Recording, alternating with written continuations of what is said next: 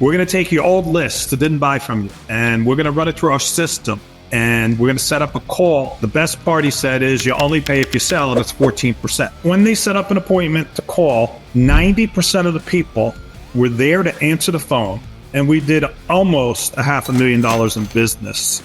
We've talked about past customers, but then what about all of those people that didn't buy? A lot of people just, they don't get the whole customer thing. It's like, damn, one customer should lead to another one. There's so many different strategies for that. All right, everybody, welcome to another episode of the Wealthy Contractor podcast. I have with me today my friend Ken Baer from K&P Remodeling out of Knoxville, Tennessee. He may look familiar to you all, and his voice may sound familiar to you all because him and his amazing partner, Patty, were on our special Valentine's Day episodes where we talked about how to do business with your wife or partner, significant other, and not kill each other. Ken and Patty have pretty, figured that out pretty well. I think me and Addie have figured it out pretty well, though, I don't know, lately we've come close to her, throwing me off a building. But how are you, Ken? I'm doing great. Thanks for having me back, Brian. Appreciate it. So I guess we should talk a little bit about business and what's going on in the business. Let's remind everybody though what you guys do. Give us the quick version of what you guys do. The quick version is we do remodeling. We specialize in 3 products: replacement windows, cabinet refacing, and home organization closets. We do work with the Home Depot. We've been doing that since we started 2012. And we do it with K&P, which is our own. We have 103 stores with Home Depot in 7 states that we do work with. Keeps us very busy. That's sort of where we're at. What percentage of your leads come from your relationship with Home Depot? It used to be 90%. We really weren't promoting K&P at all about 10 to 12 years ago. When COVID came is when Home Depot got shut down pretty much as far as getting leads. That's when we opened up K&P as its own entity and started promoting it. So it was literally 100% 12 years ago. Then it was about 85-15. Then it got to 50-50. And we're trying to get it close to 25-75. We're not there yet, but we're smart though. Yeah. We got to diversify a little bit. We have a great relationship with them. We love it. It's a home show every day in 103 stores. It's a beautiful thing. If you could get into this type of business, it's a special thing. You have to price things correctly so you have the margins. But it's a great, great business to get into with the Costco's, the BJ's, the Sam's Clubs, and Walmarts and Home Depots and things like that, Ace Hardwares. We've been talking a lot lately about leads. And, I was gone for a little bit. So the last 2 or 3 days, I've been making phone calls and talking to people in the industry. Hey, what's going on? Talking with clients. And it seems like, lead flow is relatively, I guess, steady. It's just leads are getting more expensive. For a year, we've been talking about, at least a year, if not longer, we've been talking about diversifying leads, where they're coming from, where the leads are coming from. Because as you know very well, you rely on any one place for 80+% of your leads, and then something happens to that lead source, you're screwed. You're out of business. Correct. And we've seen a lot during the COVID boom where a lot of companies relied on aggregators and internet marketing companies to drive all of their leads. Well, yeah, you could do that when there's an overabundance of leads. And, we saw demand like we hadn't seen ever. Like you and me have probably been in the business about the same amount of time, and we had never seen anything like it. So I think you guys diversifying lead generation was very, very smart. Let's talk about the stores for a minute. I think it's a great strategy. Like you said, home show every day, but it's really kind of, I don't know, it's not for everybody, is it? It takes a special system. That's all it is. It's a different system. It's basically the same system. It's just tweaked a little bit. You're going after somebody that walked in the store looking for a flashlight, a light bulb, And we just have our own people in the store with black aprons. We can't wear the orange aprons. Obviously, we're not employees of Home Depot. And we have our aprons. We walk up and pretty much it's a simple thing. Have you heard what Home Depot's doing for homeowners today? We know they haven't because they just walked in the door. And we also know if they're not a homeowner, we're going to find that out real quickly. And from there, we just tell them that we're giving up to 2 hours of our design specialist time at no charge to you. Come out and give you a free estimate that's good for a year. We're just thinking about it. And then you have all the answers and stuff and objections. But it gets your foot in the door. You're getting the person. When we used to do cold calling and stuff, you'd go through 100 people to get one person that said yes. Well, we're doing that in person now that you can't call these people out of the blue anymore because of all the rules and regulations. We're catching those same people. We're going to hear 29 no's to get to that one yes after 30. For our average person, we have people do much better. We have people do a little worse. But, so if you talk to 100 people, you're going to get 3 leads. And, that's sort of our base numbers. So you're weaning out all the crap. The people that would normally hang up on you on the phone as soon as you call and said, you're doing it face to face. Yeah, exactly. So we're catching the people that used to say, oh, okay, you're calling about windows? Sure, come on out. So we're catching that same person. So it's different than the person that goes on the website and Google's, I'm looking for windows or I'm looking for refacing. So you're catching the person who's maybe thought about it, maybe hasn't thought about it. They're very influenced. They're the same people that are going to buy the gum when they get up to the grocery store at the rack there. You know how much money stores make in that rack? Oh, fortune, yeah. So that's what we're grabbing is that impulsive person. And if they're easy to get a lead for, they're even easier to get them to say yes when you're in the house, when you convince them through your processes and the steps that we use that it makes sense to move forward with it. So it's a great lead source. How many stores did you start with? 14 in Knoxville, Tennessee only. Well, we had Chattanooga as well to start, but it was about 14 stores. And very quickly, it was a great relationship, and it just kept blooming from there. They kept getting us more stores, more products. Yeah. Now, logistically, do you have people in every store every day, 7 days a week? I wish we did. That's the hardest part is manning the stores. Okay. So we try to pick the busiest stores. We go to where they live. It's very tough. And we're actually in the process. We redid our ISP program, our in-store promoters, and we're actually looking at talks with a third party that may run it for us, which they could scale it very easily. They've done this for a long time. So out of the 100 stores, let's just talk percentages, not stores, but percentages. What percentage of the stores do you have people in today, right now? Probably a little less than a third, 30%. Really? Okay. It's a tough battle. It's people, they're on the feet all day. It's tough. So we have people that kill it. They can make $2,000 working 20 hours a week. We got people making $1,000, and then we got people making $100 that don't last that long. So it's a very tough niche, but if you could figure it out, it's definitely worthwhile. But look, you know as well as anybody, this is not an easy business. I mean, no business is easy, but this one in particular is not an easy business. It's got a lot of moving parts, and the people like you that are doing well in this business that are really, I think, to me, you're kind of recession resistant. I mean, whatever's going to happen in the market's going to happen. You're not going to participate in it because you guys you're willing to do what it takes to go out every day and make a lead out of nothing. Correct. I mean, in those stores, I would imagine, like, what percentage of the people are actually homeowners? So 100 people, like you said, 100 people, and what, 3 people maybe you'll make a lead out of, or 30 people and you get 1 lead.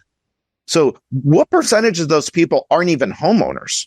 There's quite a bit. I don't know the actual number. I'd be making a number up, to be honest, but because Home Depot did a study a few years back that an average couple that gets married will spend over $100,000 with Home Depot in their lifetime. And how it starts is they're going to start out in a starter home. They don't own it.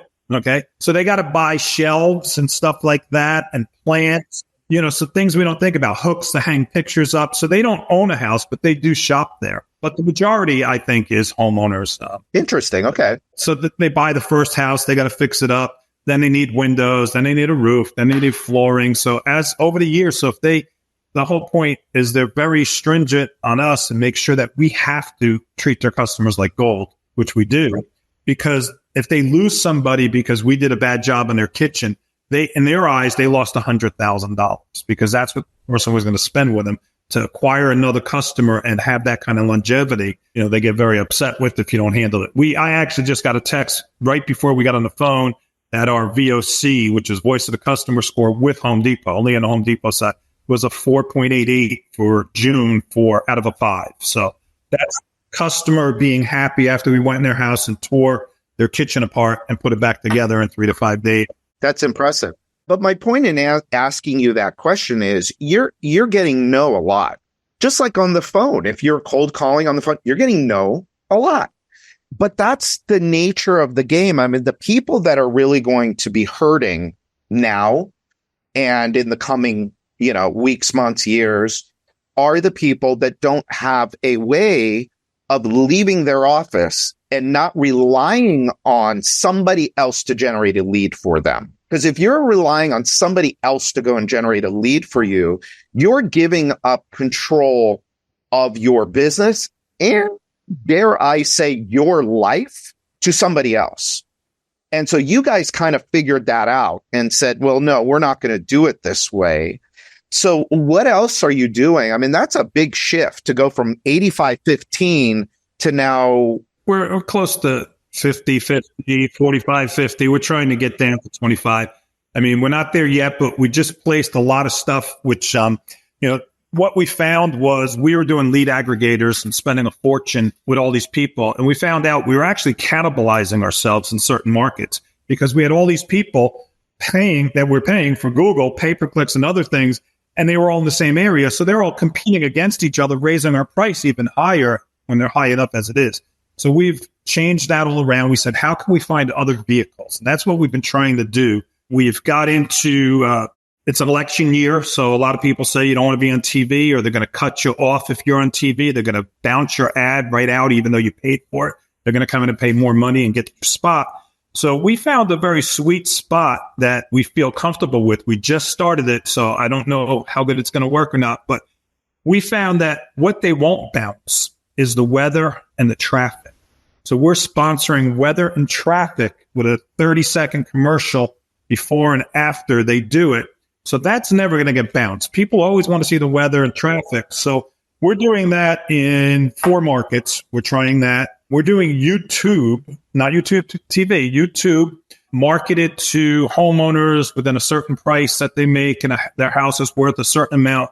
So you and me and 5 other people could be sitting next to each other watching YouTube, the same video, and we're all going to get different commercials, which I've heard about for years and thought it was crazy. But they're here now. It's here. So we could watch the same show and get 2 different commercials based on our likes and dislikes. So we just started that up in a bunch of areas. We're doing something with Amazon Prime, I'm very happy to see how this goes. This is Amazon Prime just started doing commercials when you start a movie, and you can't skip them. So you have to watch it. Like YouTube, if they hit skip ad, you could skip it after a certain point. We don't pay if they skip the ad. We only pay if they watch the whole ad.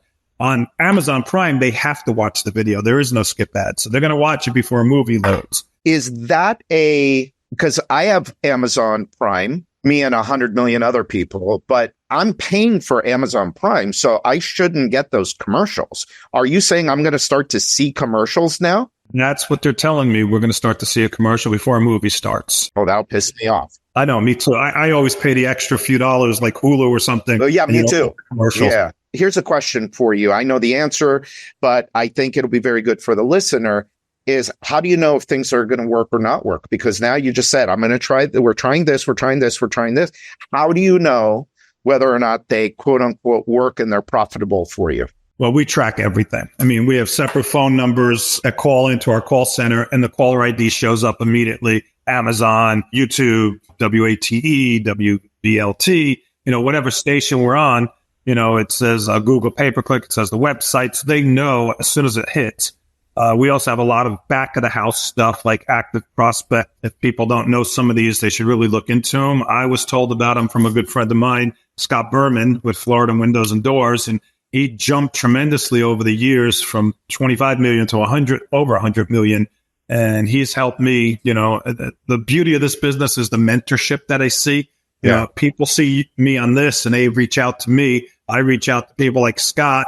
He's reached out to people above him. It's a great industry. Even though it seems so big, it's very small. But he gave me Active Prospect, Full Throttle AI, which is a pretty cool thing. There's a bunch of tools out there that can help you track things. Yeah, and Scott is like, he's all over any and every new piece of technology that comes out. Scott's talking about mentors. I mean, we have our Success Society meeting coming up, our intensive coming up for our members in a couple weeks. And Scott's one of our mentors. He runs one of our mastermind groups, and he's fantastic. You know, Brian Elias is like that too. I mean, you talk about technology. I mean, this guy is all over any new piece of technology. Those guys are all over it, trying it out. I look at how much they're doing. Even Brian with his new business, amazing how quickly he scaled that. Listen to your podcast of how he got there very quickly. You know, but he's amazing. You know, if you see what they're doing, why not do what they're doing on a smaller scale? They're following a formula. And, you know, this podcast is really designed from the beginning to reveal and talk about that formula with people like you. And it's shocking to me that more people don't just follow the formula. I mean, we reveal it on this podcast with every episode. You know, we at our Accelerate event, at the Profit Workshop that's coming up, there's formulas to lead gen. There's formulas to sales. There's formulas to profitability, to actually making money in this business. There's a formula for getting rich from this business. But, you know, hopefully, you know, maybe I'm not doing a good job of it. Maybe I need to be a little more clear about it. But back to the question I asked you, which I knew the answer to, which was tracking, that's one of the keys, especially with lead costs going up, is it really is shocking to me how people aren't, one, trying more and more stuff, but then two, when they are trying stuff, is to make sure that tracking mechanisms are in place so that they know, if I'm spending $1,000 on this thing, is it profitable or is it not profitable? You can't go in blind. I mean, you can't just keep throwing money at something. You have to make sure it's working. And you have to drop something when it doesn't work. Something that worked 3 months ago may not be working today. And we got to drop that quickly. I mean, if you see a trend, they may have changed an algorithm or something, and all of a sudden it's not working for us anymore. Drop it, get rid of it, pick something else up. And there's enough new stuff. There's enough things, the emails that I get all day long from different companies trying to pitch us different lead gens and stuff. It's out there. Just a side note, I wanted to bring this up because this was the shocker of the year for me. Oh, tell me. Guy reached out to me, and I'll give his name, Jaden, with a company called Remodel Boom. I don't know if you've heard of them yet. I've heard of them. Yeah. No idea who they were. They called, and they said, we're going to take your old list of all your old customers that didn't buy from you, and we're going to run it through our system, and we're going to set up a call with a set appointment that you're going to call back and follow this script. And the best part, he said, is you only pay if you sell, and it's 14%, which was a little steep. But I said, we already paid for these leads. These are the leads that nobody in my call center wants to call, although they have to call, you know, and go back. And we ran through, and he said, you know, we did somebody with 30,000 leads, and we did $250,000 with that. So I hear this nonsense all the time. I'm like, all right, let's see.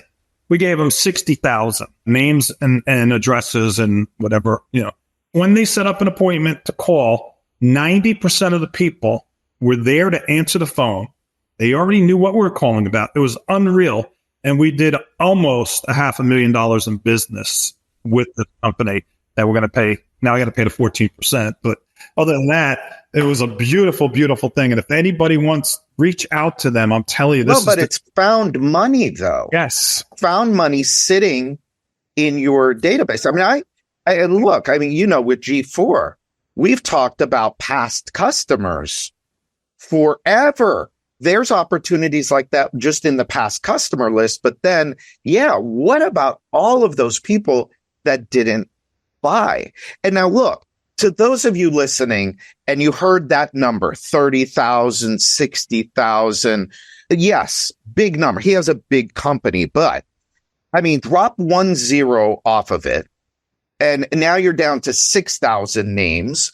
And if you run, you know, if you're a $3 or $4 million company and you do 300 jobs a year, that means you went to see at least 1,000 people, at least you went to see 1,000 people a year, even at, again, a $3 million company.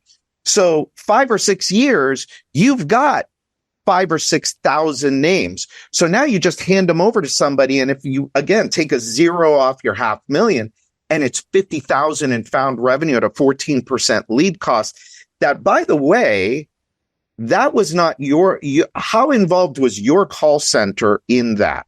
They were a little bit. They send a text out, which when I read the text, because I was on my own list, so I got the text, I was shocked that these people were responding, because to me, it wasn't something that I would think people would jump through hoops for. But obviously they did. They called their call center. That was the number on the text. Their people did all the hard work, the heavy work. Well, so my point is, so you add another point or two. Yeah. Now you're at 16 points, let's say. It's still worth it because it was just sitting there doing nothing. It was doing absolutely nothing. Yeah. So you're a $3 or $4 million company. You've got 6,000 names. You give it to somebody like this company. I'll look them up. I don't know if I want to promote them yet, but yeah, and you get 5 or 6 jobs out of it. Hey, it's not a bad deal. It's just stuff that's in your database. But here's the thing, though. It's interesting. As you were saying that, I get these emails all day, and it's 3:00 in the afternoon on a Tuesday. You're at home.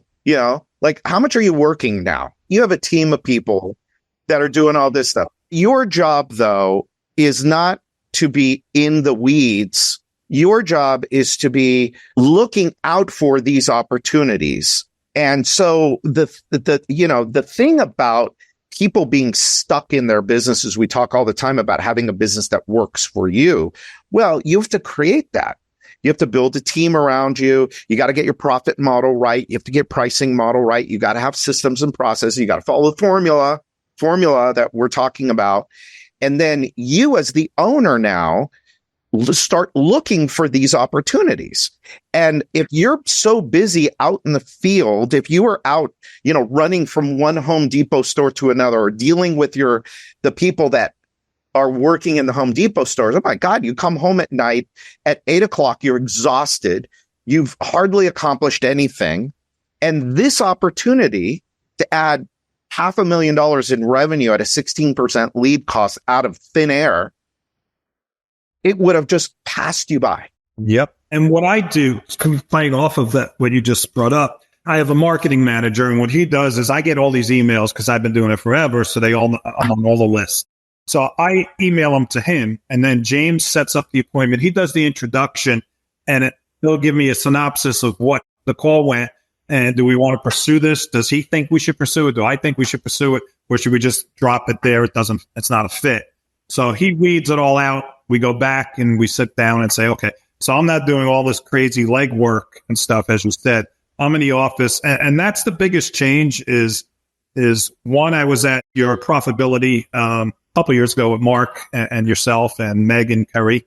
And that helped tremendously. We're still making money continuously, but now we're doing it the right way. We could see what's happening. I mean, it took a while for that but the second thing that changed after getting the right profitability was being able to not work in the business every day and be able to look at it from almost a top, looking down, like you're overseeing yourself and watching. And you could see when you have systems in place, it's very easy to see when something pops out of place because it's so out of place. You go, what happened here? And then we go dig in to figure out what it is and how to fix it. So it's more problem solving and finding new opportunities. Yeah, absolutely. Yeah. And not micromanaging. We're very against micromanaging people. We want to give them the tools. What we're trying to do is teach them to make the decisions that we would make. And what we found, it's nothing new. We found this from other people. Ask them, Brian, what would you have done before you came to me? If it was your decision, and then you hear, if it's a great decision, it's not the one you thought of, say, that's a great idea. Maybe we could run with it. If not, say, that's a great idea, but we would have done it this way. And you slowly try to mold them to become mini yous when they're thinking of things. They don't think of a whole picture. They see their job and they see the little piece. And we see it as a whole picture saying, well, if you do that, this, and this is going to get screwed up. So, it's interesting what you said, because money, we talk about profitability all the time. You got to make money. And I guess what we don't talk about enough is how you use that money to create the business, to hire those people in order for you to be able to be the person that is a problem solver and an opportunity seeker. You're at every event. You're smart to do that because in your organization, I mean, really in anybody's organization, I mean, you come to something like Profit Workshop, you add 1 point to your bottom line, one point to your bottom line. For you, that's a few $100,000, 1 point. I mean, even for somebody, it's like a $3 million, again, a $3 million or $4 million company, 1 point to the bottom line is another $30,000, $40,000. 2 points is now you can hire somebody in your company to take on those things that you don't like doing, you're not particularly good at doing, and things that suck the life out of you and suck your time. And so when you're able to really understand how the formula works, understand profitability, now you can really start to build a business that works for you so that you can do, get in a position like where you guys are now. And is your company growing faster now since you've kind of transitioned out to be more of this role? We're actually trying to scale very heavily, and that's why we're doing all these different things. The goal is to be scaling a lot faster. A lot of this just took place within the last 2 to 3 months. So I don't have an answer yet. We're hoping that's the goal, is not to just do all pay-per-click, diversify all the lead sources, get different things moving, think out of the box. There's some really good people in the industry that think out of the box, that do some consulting and stuff. Don't be afraid to spend a little of that money, because the expertise that somebody can bring back in, it's astronomical. It's like we were talking about profitability, Profit Workshop, one point to the bottom line, 2 points, what's that worth? But then, you go to other events and you get one idea. You meet one person, you create a relationship with one vendor, and it could change everything. And too many people are like stuck, they're stuck in their world. This is the office, and I got to go to the office, and then I got to go run here, and I got to go run there. And there's not control. It's all reactionary rather than being able to step back, slow down, and proactively look at the whole landscape and say, okay, now how do we grow?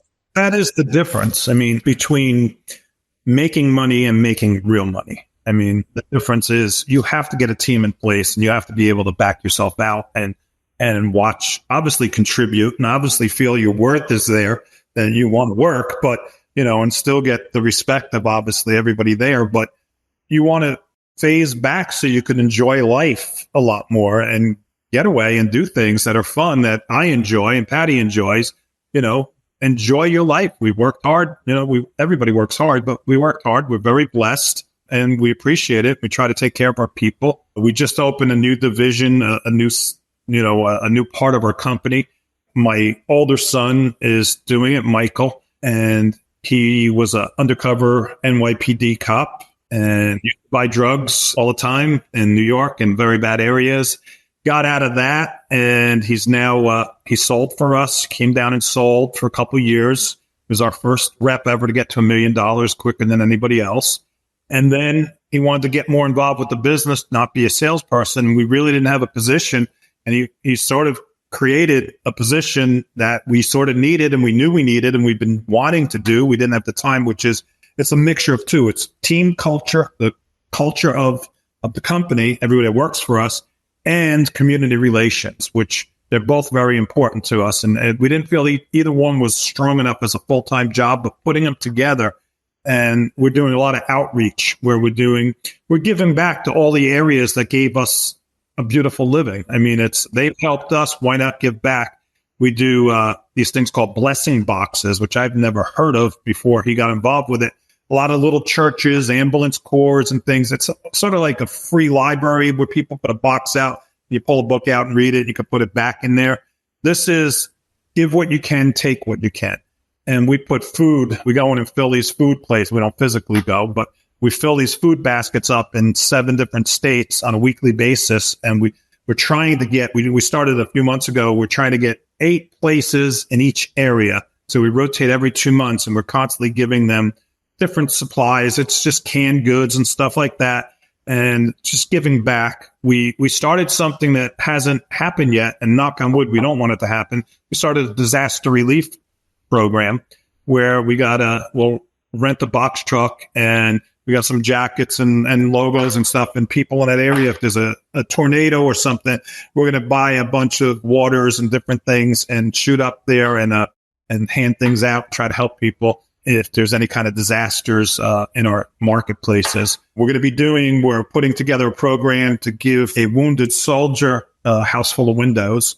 So I know other people do that. I know it's nothing new, but it's something I've been wanting to do forever, is give back. And we're finally at that point where we have somebody that can do this on a continuous basis. That's beautiful. We feel it's a great part to give back to the community. So. Do you, with the food stuff and the canned goods and all that, do you get your customers involved in that? We haven't yet. We've been playing with it, the idea of it, and we created a company newsletter, which we've never had before. So we're getting more involvement from our 1099s because they're on it as well, our salespeople and our installers.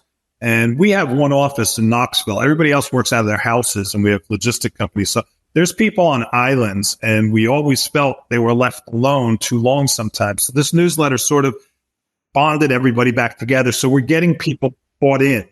And once they're bought in, we want to get the installers bought in to the point where they can start maybe picking up canned goods at the end that we can start using, stuff like that. I'll send you a great guy out of Texas who does box trucks filled with canned goods that they get from their customers. When they go out on an appointment, they'll say, hey, we have this program, and if you can give us, a can or 2, and then that all goes back to their warehouse. And then when they fill up, I'll send you the document. I had him give me the whole step-by-step of how to do it, but I'll send that to you, because if you could start getting your customers involved, and then boy, now you got box trucks filled, because with the number of people you guys are seeing, you get box trucks filled up every couple of weeks. You can.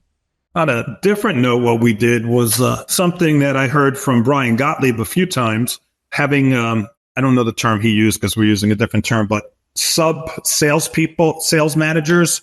So we have David, who's our sales manager, who has been with us for about 7-8 years. I don't know. We've reached out with Brian and with somebody that used to work with him, and they've given us the whole background, and we've broken that out. So David, who's taken the company from what I built it to and went way above it, by having the tools and everything and that he's brought into it, his knowledge and whatnot, has expanded the company tremendously. And then it got to a point where he can't handle all these people. So this was a way of helping some of our sales team that's doing great, to give them a little more responsibility. And it's just worked into the culture and everything that we've done, that we're building the teams up. That's fairly new too. The newsletter you were talking about, is that an internal newsletter for the K&P family? Do you do one to your customers? We do with you through through G4. Okay, yeah. Listen, there is no better way to maintain your relationship with your customers than through a newsletter, a company newsletter. There's really no better way. We do, G4 does millions of those things a year to homeowners. But I like the internal newsletter. G4 does an internal newsletter because the team has gotten pretty big now. I don't know how many it is, but we started it, but they've, the new ownership is really taking it on. That thing is it's really cool to see. Look, I'm an asshole. That kind of stuff doesn't do much for me. I hate to admit it, but it doesn't do much for me. But I see the team, how it bonds the team. So it's great. I think it's awesome. I think it's pretty cool because we have installers. We have a couple that Patty and I have never met. They're in a distant area. We have a huge Christmas party every year, bring everybody down. But for whatever reason, they never been able to come. And the buy-in wasn't there, but the newsletter has created a little more bond, celebrating birthdays, celebrating anniversaries. We have a gift card company that we partnered up with that we could send gift cards for their birthdays and stuff, just showing the recognition that we've always felt, but we never had the time to sit there when we're busy in the business, sit there and write out a gift card to somebody, this allows us to do that. But there is a great buy-in on it. It's interesting to see and hear stories. He's highlighting different people in the organization. So I'm learning about them that I didn't even know. But just to go back to give you a little plug, I know it's not yours anymore, but the newsletters with G4, the emailed ones, and especially the ones that come in the mail. Oh, yeah. They're gold. They're great. I love reading it. There's a little something that catches your eye in every one. And if you're not doing the flyers in between too, I mean, with your own personalized flyer in there, you're missing the boat. I mean, if you guys don't know about this, you should by now. But if you don't, look into it. Well, we still own some of G4, so I appreciate the plug. The cookies are great. You know how many people we get that you never expected? For the ones that don't know, should know by now, but they send a package of cookies in your name. And, well, it's just that it's the rule of reciprocal, can't even say the word, but yeah, the law of reciprocity. Yes. Where you give something to somebody, they feel they got to give it back. And we use that to try and get referrals off of them. You gave them cookies, they feel they got to give you something back. Well, and also, the other thing too is, and when we started way back in 2009, the thing that we knew too was we send out the cookies. We're also going to get a lot more reviews. Like, I forgot what the number is, but it's a pretty high now. I forgot. I forgot off the top of my head. But yeah, you're right. But it's also, at the end of the day, isn't it just the right thing to do? When somebody spends money with you, isn't it just the right thing to do than to just say thank you? We didn't do it for so long. I mean, it took us a while to get involved with you and get it going. But once we did, it's been a great move and been very happy with it. So, I recommend it to people. It's definitely worth a while. Keeps your name out there, especially if you do different products. When we only did cabinet refacing in the past, I was like, we already did their house. Why do I need this yes, they can give me referrals and hopefully they gave me a high score anyways, stars on the Google. But after that, how many more kitchens are they going to do with us? But now that we got windows and closets, now we could play off of the old customers and stuff. Look, and I've always said it, I think at least when we had it, 60+% of our clients were in roofing, either only roofing or it was part of their mix. And so, like, you put on a roof, you're never doing a roof again. But the thing was, but they know people. And so what we're really working for is to get those referrals. So that's why we're staying in touch with those customers. And I don't know, you just can't go wrong. You got to put a fence around your customers. I don't know if you heard the podcast. Basically, it was, I didn't want to call it this, but it was the COVID boom is over podcast. And so I said, there's 4 things that I think we've really got to take control of and master if we're going to really thrive over the next 2 years. One was leads, obviously lead diversification and being able to go and make leads and proper lead management. The second was taking every sales opportunity that you possibly can and doing the best, most professional job you can, and doing things like what you mentioned, where you're recycling those unsold jobs. And number 3 was every customer counts. Every customer counts. And the 4th one was obviously make money, be profitable. A lot of people they don't get the whole customer thing. It's like, damn, one customer should lead to another one. There's so many different strategies for that. Hey, we've got a few minutes left. I want to go to a completely different place with you as we wrap up. So we're getting successful Ken Baer, happy, successful, free, rich, can do whatever you want. Wasn't always like this for you, was it? Nope. You saw the last podcast that we did. Long story there. I think the 4 of us were kind of sharing our battle wounds, commiserating about how bad things were, but how we stuck together and how we figured it out. But I'm always curious about what changed for you. I mean, I know, look, you guys kind of like us, you lost everything. You had to start over again. And you started with nothing and you built and the 2 of you worked together.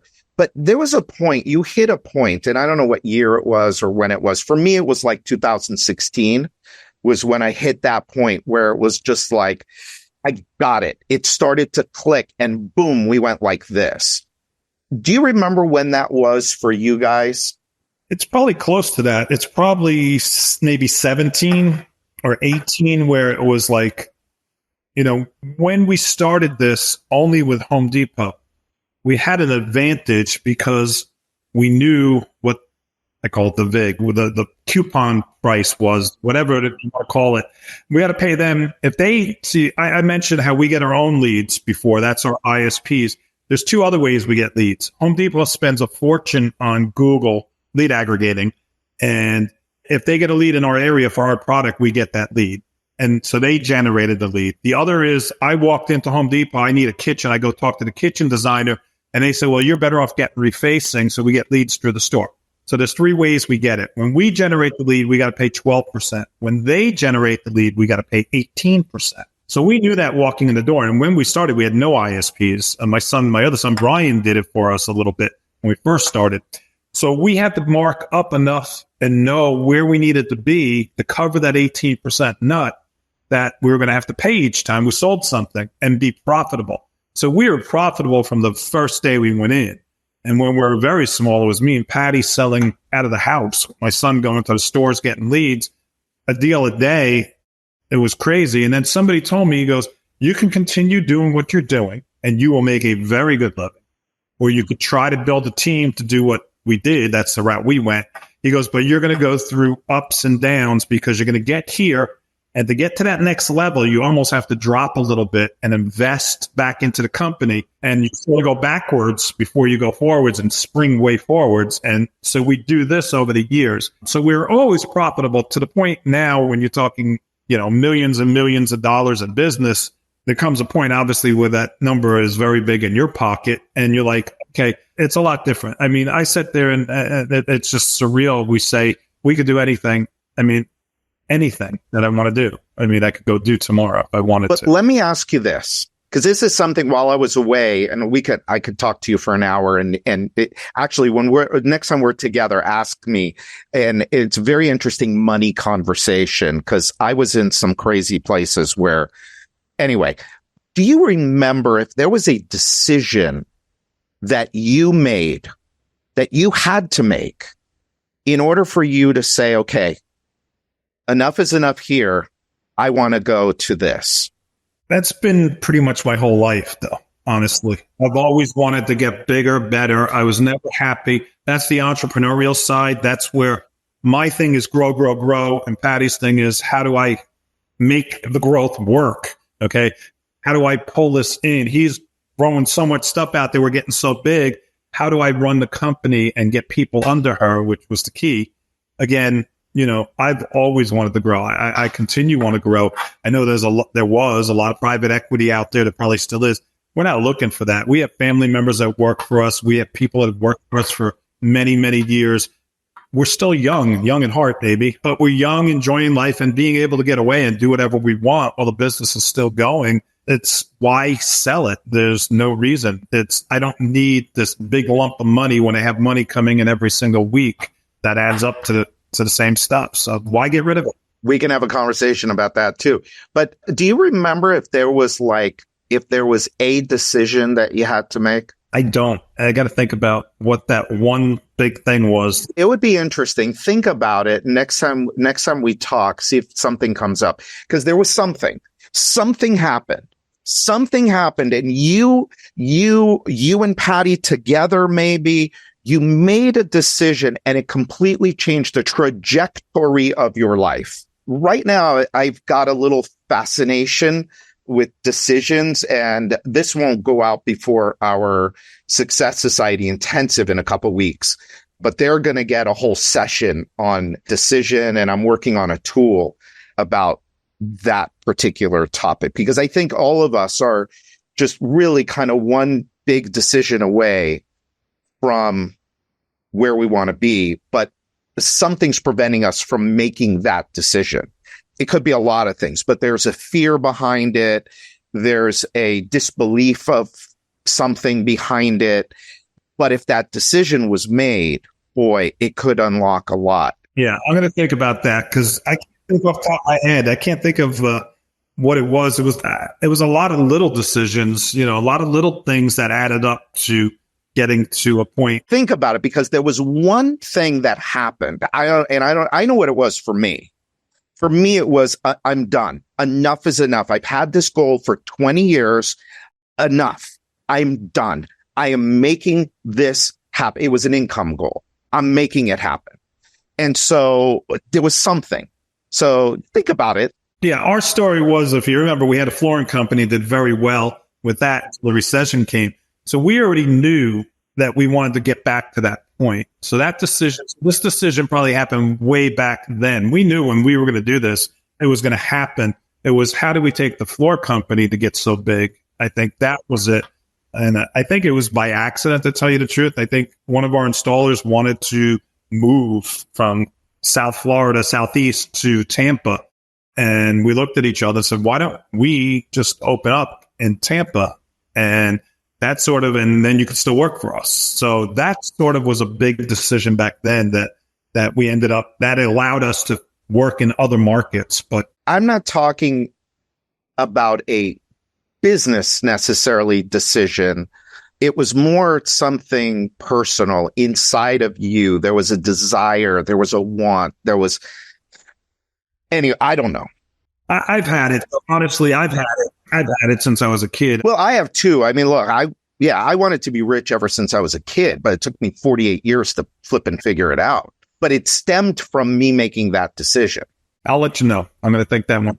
Yeah. I mean, look, maybe I'm wrong. Maybe it was just me. And by the way, I don't believe in accidents or luck, or I think we make our own.